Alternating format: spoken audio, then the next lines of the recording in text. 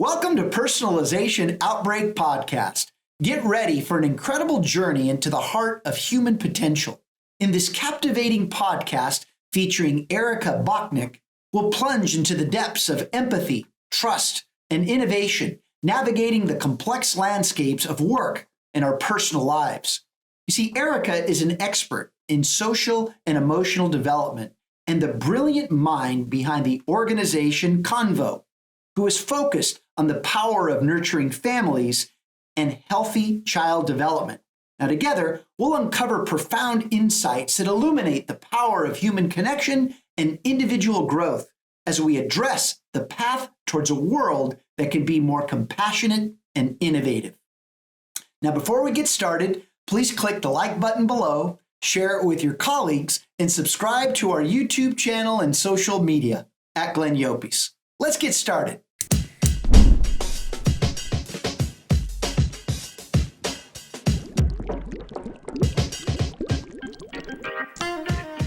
You are listening to Personalization Outbreak, a podcast about the collapse of traditional corporate standards in today's more personalized world. I'm Glenn Yopes. I'm a leadership strategist, author, contributor to Forbes, and founder of the Leadership in the Age of Personalization movement. On this show, I'm interviewing executives across multiple sectors to find out how the balance between standardization and personalization can exist. Erika, welcome to the show. I'm excited to share you with our audience. Thanks for being here today. Thanks so much for having me. I've loved my conversations with you, and I'm really excited to dig in today. Well, likewise. And I think that happens because, we know that in standardization, people like talking at the surface level. And what we do is we go deep down, which takes us to the core of why personalization is so important, especially during these times of this mental health crisis. So before we dig deep into the issues, can you just take a moment, Erika, to share with our audience what your motivations were to pursue a career in social and emotional development? Yeah, it's such a great question. And I'll tell you the story succinctly, but it's a long story, if I'm being honest. I do think my whole life, I've just been really interested in people. I even remember as a child really being curious about other people's families and kind of what was going on in my friends' homes. But my main motivation wasn't necessarily to study social and emotional development per se.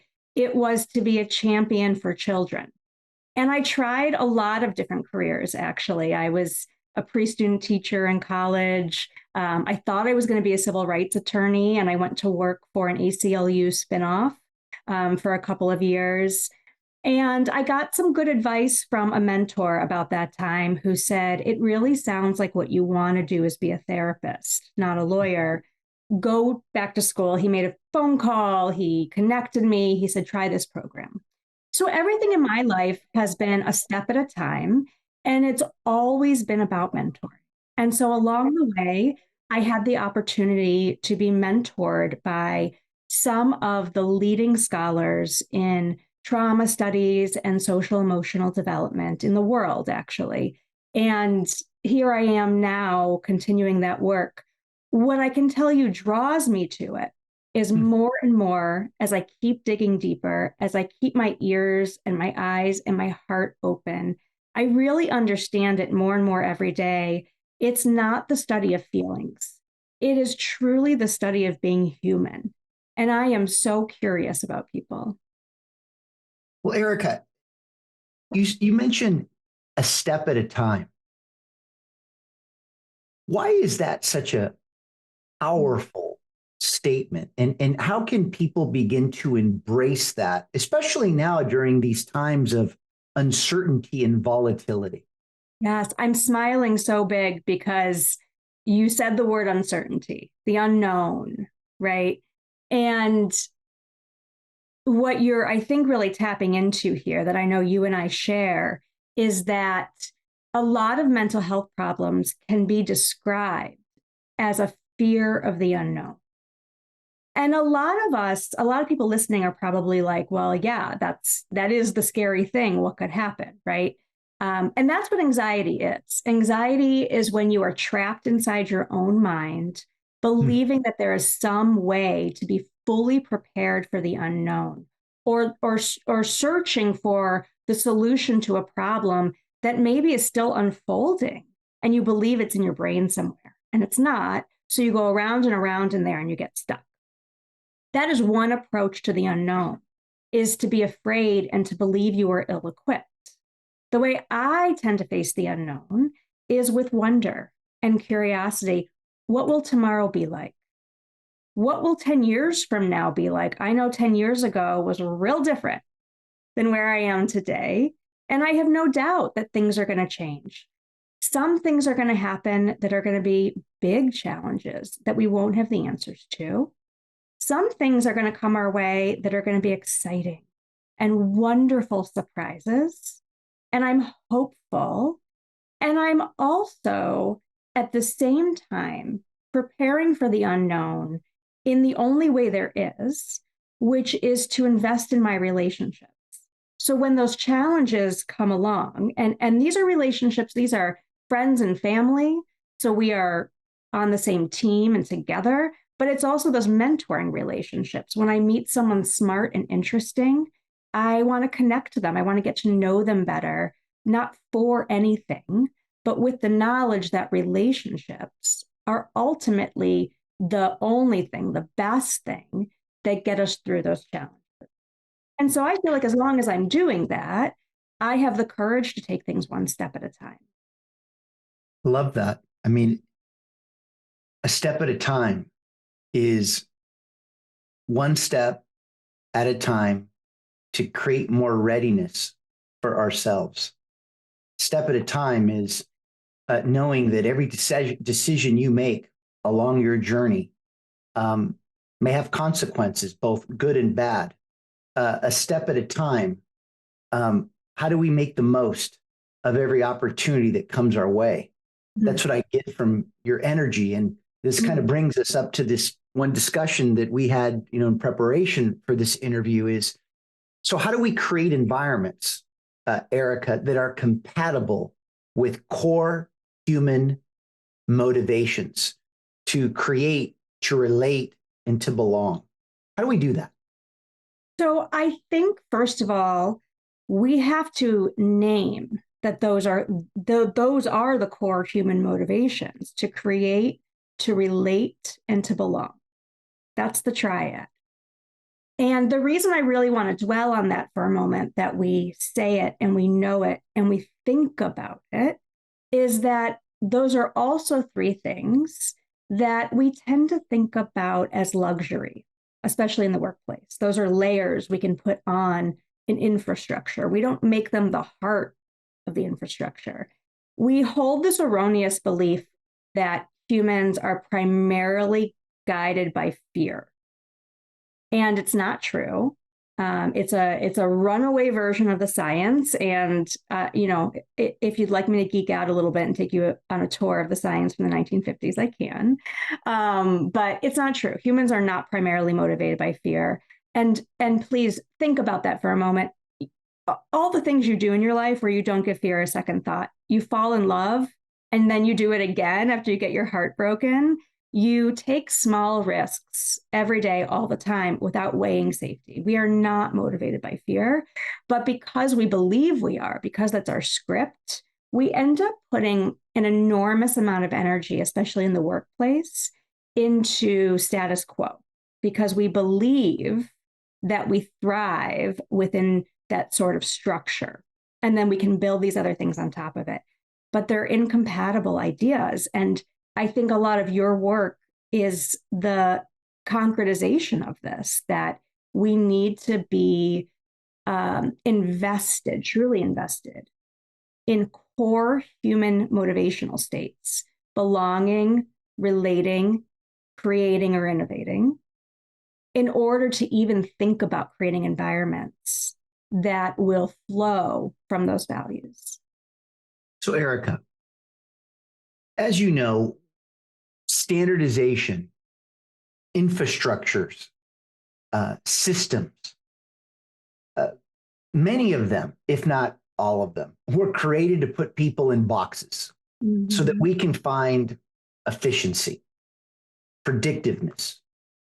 But now that people want to unleash themselves from outside of those boxes, why is it so difficult for someone to belong outside of a box that they've been held accountable for years? Why is that so difficult, even though they want to do it? Well, I would argue that their want is intellectual or aspirational, and it's not enough of a passion to move them. I think there has to be a fire. I do. And I don't think that means that if you don't have it, then you just don't have it.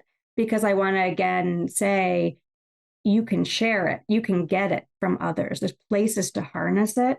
But if you find that somebody really embraces an idea in a conversation, but is not moving, either the environment is completely limiting that opportunity, which is not true of who we're speaking to today are really thought leaders and people who actually do have that kind of flexibility at work. Either the environment's totally limiting it, and or they are ambivalent. Because what comes along with facing the unknown this way is a willingness to see yourself as a part of a whole. It's a willingness to see that things change and they're going to change around you, and to be eager about that and excited. And sometimes when we have a lot of power, it's hard to imagine a world where we might have to let that go. Well, I think part of the challenges that we're being faced with today are because people don't want to let go. That's right.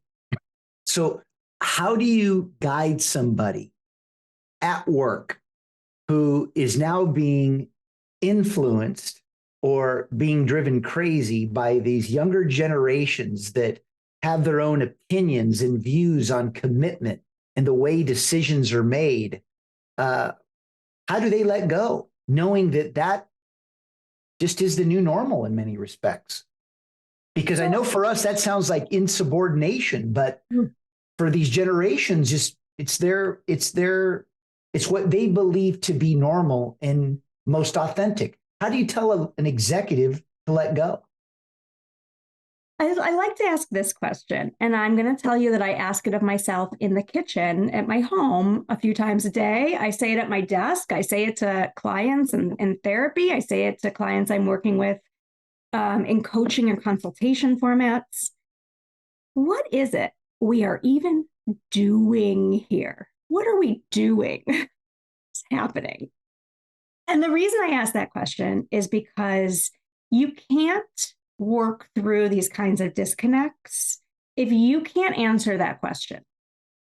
If your answer is we are making this one product and we have to see it through on the assembly line and get it into the stores, then you are not necessarily a person who should be hiring people who are going to bring different perspectives to the table.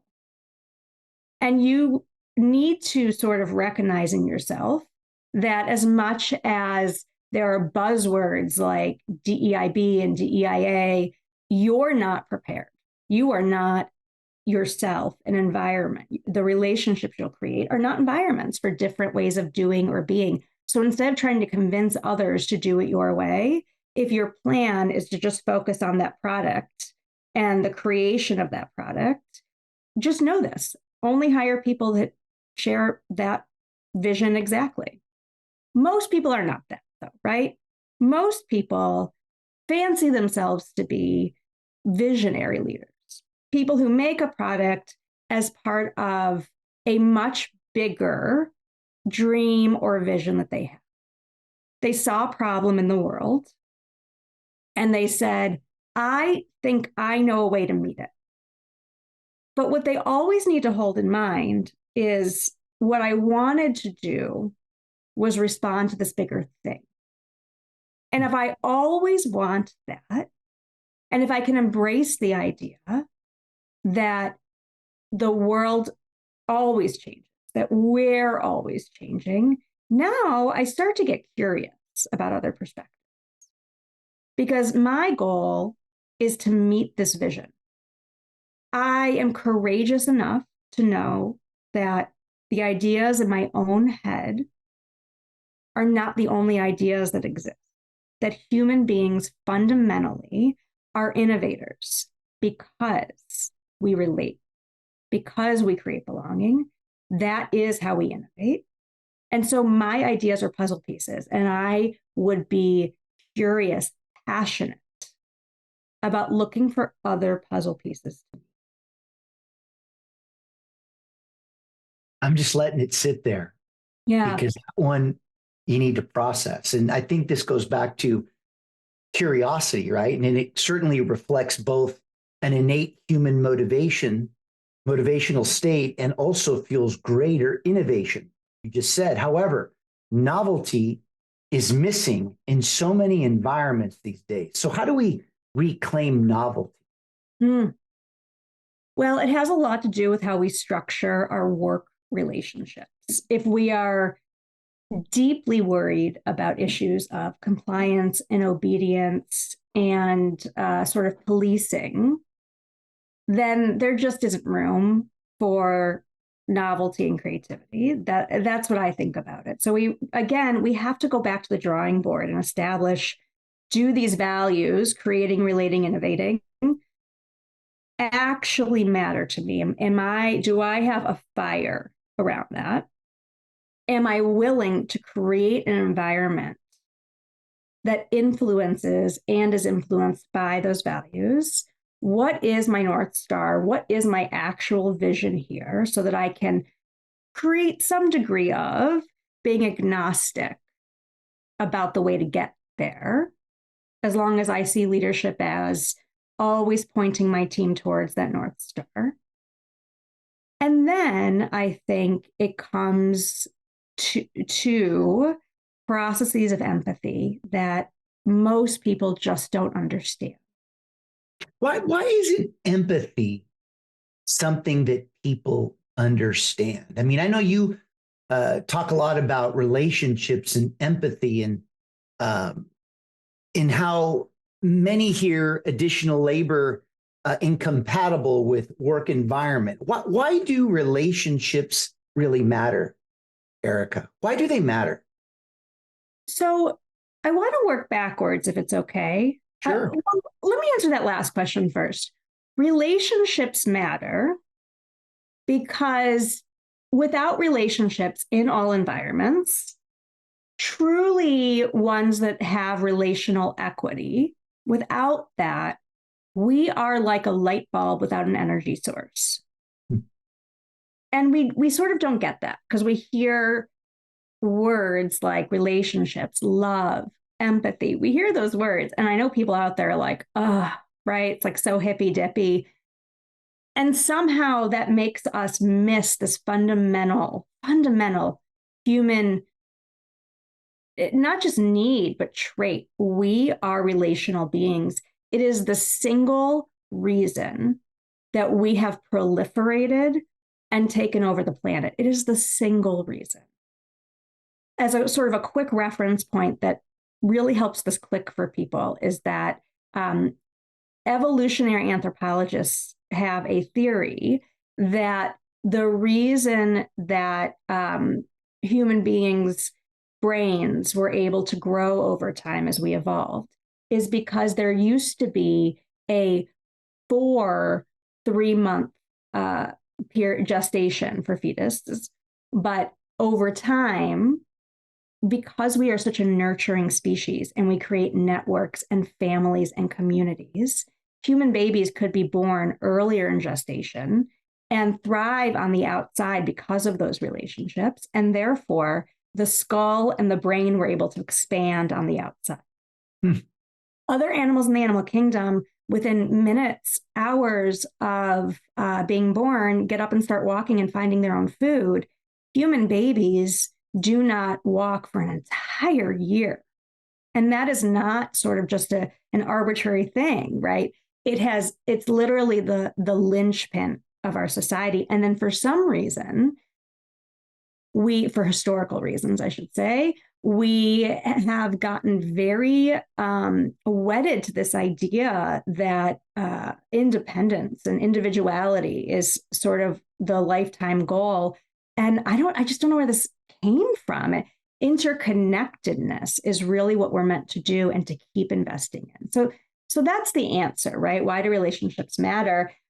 Why does oxygen matter? It's that core. Now, what was the question before that? Empathy. Empathy. Why do some leaders have difficulty being empathetic?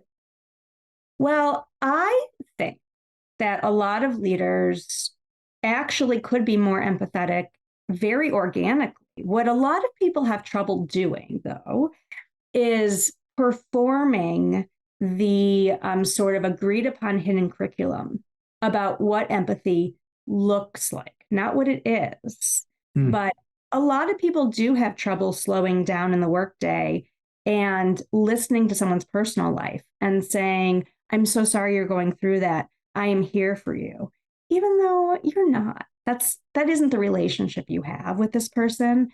But people hear the word empathy and they think that's what it is. The other thing is that a lot of leaders I know, especially if they are sort of those big creative innovators in the world, are quirky. They are people who want to sit and talk about ideas. They're not necessarily people who feel comfortable talking about feelings. So I want to really talk about what empathy is and why it matters. And then I want to talk about workplace relationships, if that's of interest. Sure, of course. Empathy is not necessarily compassion. If we can, let's try to throw that out. I don't care what your face looks like, and I don't care what the words are that you say for now. It's also, by the way, not being a nice person. So this often is a real sticking point when I'm talking with corporate leadership, that I reflect back to them. There are indicators here that tell me empathy is not fostered. And it can feel like a real punch in the gut because the person says back to me, I'm a good person. I'm a nice person. I give people time off when they ask for it. I am a loving partner and parent. How could that be true? So here's how it's true. What empathy is scientifically, this is the sort of standard way that we think about and talk about what empathy is. It's the ability to know that you have internal states. Internal states include feelings, but that's only one internal state. Internal states are also thoughts, beliefs, knowledge, motivations, worldviews that have been shaped. Values are an internal state. Principles. First of all, you know that about yourself and you know what they are, such that you know them to be yours. This part's really important. Sometimes we have a value that we just think is everybody's. And it might be a lot of people's, but to know what yours are and that they belong to you is an important first step. Then you understand that other people are fully human and they also have feelings, thoughts, beliefs, motivations, values, principles, that they have all of them. Establishing that shared space, we call it intersubjectivity, establishing that shared space where I know what I feel and believe, and I own that. And I know that it is not that I know what you feel and believe even. We haven't even gotten there, but I just know that that exists, that we both have that. Mm-hmm. That's empathy. Pure and simple. It's a humanizing of one another.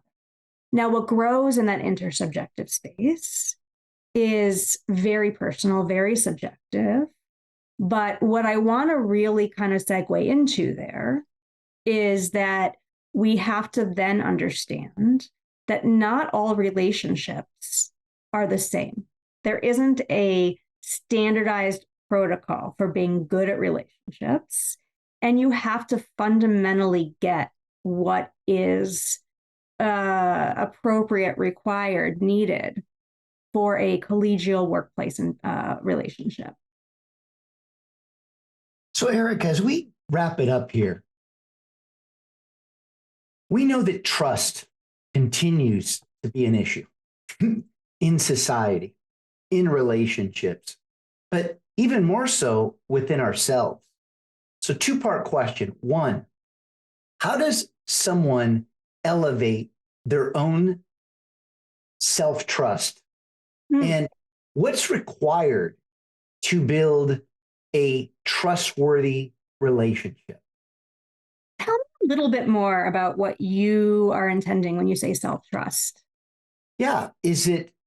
How do I trust myself more to trust my gut to do what I know is right? Because I've often said that knowing something's right isn't enough to start doing what's right, and knowing something's wrong isn't enough to stop doing it. Why do we find ourselves creating this level of chaos when we know what's right and wrong? Well, I think this comes down to not taking seriously enough that first step in the empathy process. We just don't know ourselves as well as we should, and we don't honor our perspectives, and we don't name them. We're not transparent about them. This is a place that people with more power in a workplace where you can make a huge contribution. Be a role model, say out loud, these are my values. And this is how I see them manifesting here. And I want to learn about yours and how they impact what you bring to our team. But this other question about trust in the workplace, this is where I really talk with folks about being real thoughtful about what that intersubjective shared space actually is.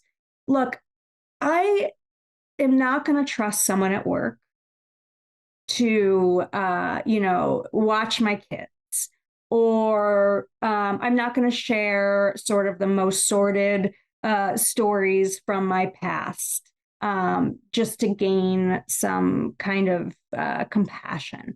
Those are things that I should have a network of personal relationships for. Our goal together is not to, solve those kinds of problems. And when you bring them into the workplace and then people are not, they don't honor that information, or they aren't kind of showing up as your best friend, it can feel hurtful and like I can't trust anyone, but we misjudged what this intersubjective space is. What the intersubjective space is reflects a shared set of goals and motivation. So in your personal relationships, your shared goals are growing intimacy and friendships. At work, your shared goals should be tied to the work you do at work together. And trust is a lot sort of more accessible if you can have a clear and transparent conversation about what the boundaries are that describe our relationship to one another. Erika, I'm going to throw this one out. You could pass on it, but I know that this is a question that's been asked of me. Yeah. But as a leader, should you love who you lead? Well, I love everybody. As the abolitionists say, there are no throwaway people, because my definition of love is to believe in the human condition and to believe that it exists in everybody. Sometimes my love looks like high expectations rooted in our shared goals. Sometimes my love is filling somebody's cup up with affirmations because I'm so grateful that we are connecting and sharing and growing. Love to me is sort of the root of how we understand each other. Now, do I have to like everyone I lead, which I think is part of what you're asking? I think you have to believe in the existence of that person's sort of internal world, that it's coherent, that it motivates them, that you get that, and that you have a way to talk things out and work things out, which is part of liking. But the reason I'm being hesitant here is because I think if the question being asked is, do I want to go out to dinner with everybody who I work with? The answer is no. But that to me is different than being able to establish a fundamental love. Erika, we can talk forever. Yeah. Thank you so much.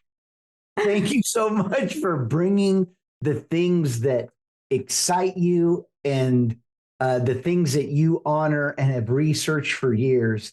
I really appreciated your time today. Thank you again. Thank you, Glenn. And I really want to tell you, since we met, your thinking and your construction around personalization versus standardization, it's such a light bulb for me and a connection point. So I want to thank you too. I think you're putting so much interesting knowledge into the world. Well, I greatly appreciate that. Thank you, Erika. And as we leave every show, when you lead in the age of personalization, you will see things that others don't. Do what others won't, and keep pushing when prudence says quit. Thanks again, Erika. Thank you. Thanks for listening to Personalization Outbreak. Make sure to subscribe so you never miss a show. If you enjoyed the content, visit ageofpersonalization.com to check out our free streaming video series and learn how to get involved in the movement. I'm Glenn Yopes. I wish you a good day, and remember, without strategy, change is merely substitution, not evolution.